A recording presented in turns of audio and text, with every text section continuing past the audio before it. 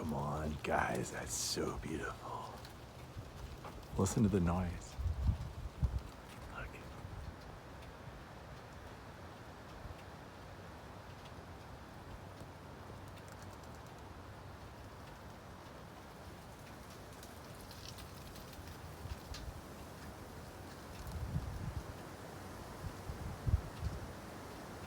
Of course, as soon as you say listen to the noise, the wind stops. So there we go.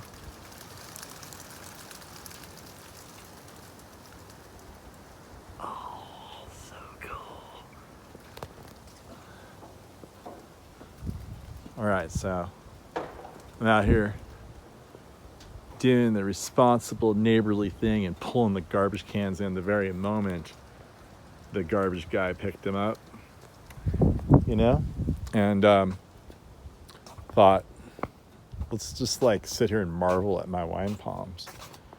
And one of the things that I am just utterly spellbound with, you're probably wondering, what that right there, Alta Crest, is Joe Machado's dairy that was located right down, well, let's see,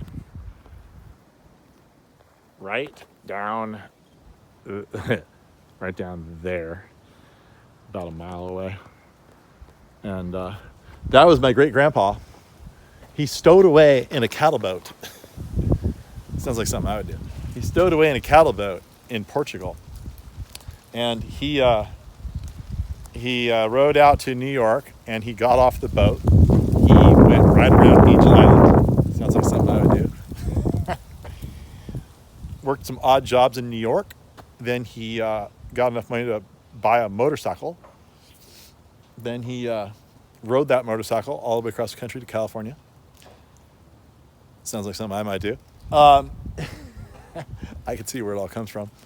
And then he was out in California where all of his cousins from Portugal had started dairies.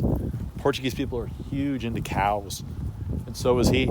And he came all the way out here. He was riding around San Francisco, saw a hot babe on the corner, said, "Hey, baby, you want to ride on my motorcycle?"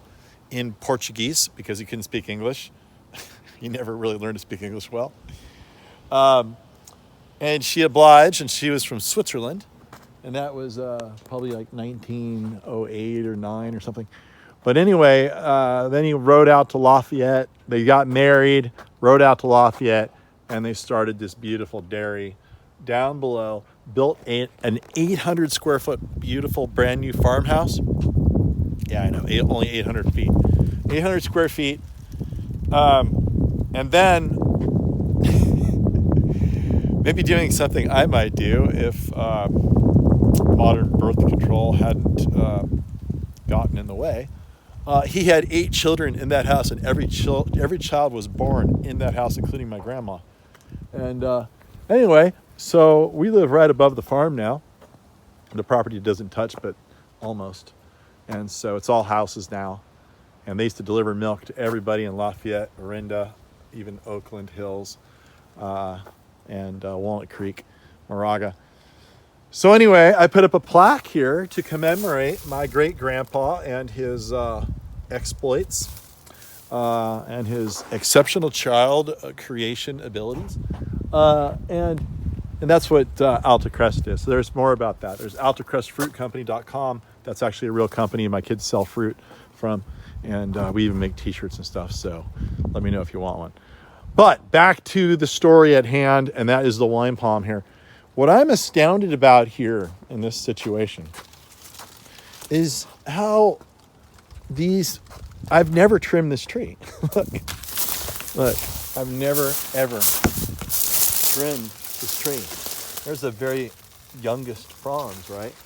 And here's another one. And look, here's another one on the very bottom, right? Follow this. Look at this. It's still totally green. Look at how many fronds it has.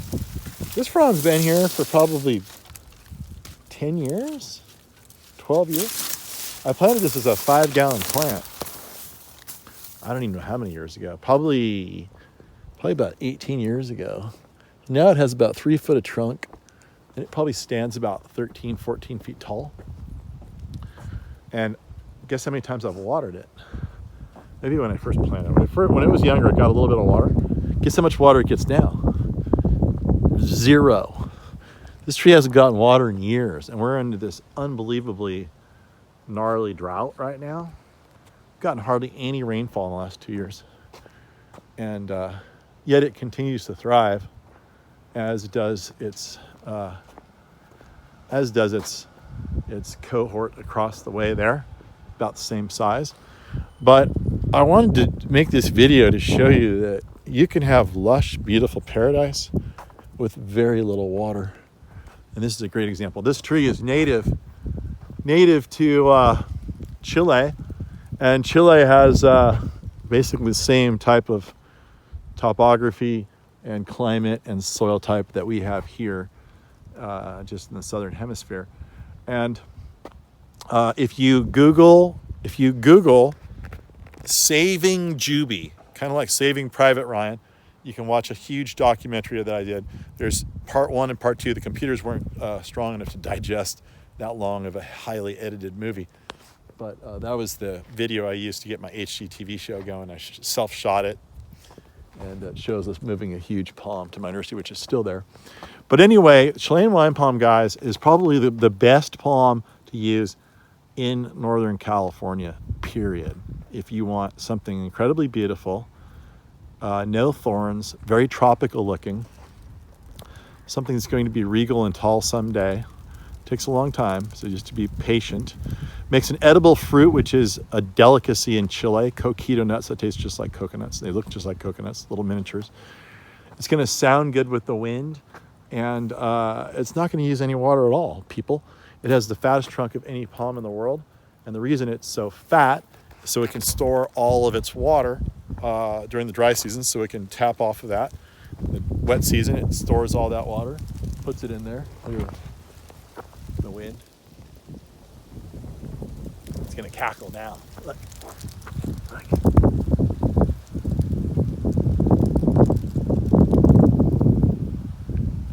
Drink a bunch of tequila and then look up at this thing when the wind's blowing. You'll start to feel like you're seeing things. Anyway, this is a perfect tree, guys, for the gardens here. And even if you can't afford a big one, buy a small one. Doesn't get the disease that the canary palm gets. It's easy to maintain. It's self-cleaning when it gets bigger. It has a smooth trunk, which makes it more naturally fire resistant because it will shed its foliage instead of holding on to it like a canary palm would. And I don't know if you've ever trimmed a canary palm. Go try it. You'll probably end up in the ER like I did. If you want to know what a trip to the ER is like with the canary palm, Google "When Plants Attack Gary Gregg," and you'll see what that's like. Anyway, so I just wanted to tell you like how remarkable it is that this thing remains green all the way down. Look at these fronds. Look at this one. Look at this one. It's buried. It's so old it's buried, yet it's still perfectly green. It's on the bottom rung. So eventually I'll probably trim it, but I don't have the heart to trim anything that's beautiful green.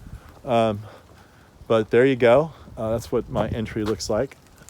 Sort of stole the idea from Ghana Walska of Lotus Land, who frames her entrances with canary or Chilean wine palms as well. Anyway, that's it. Back to putting the garbage cans back. Hope you're having a great day, and talk to you soon.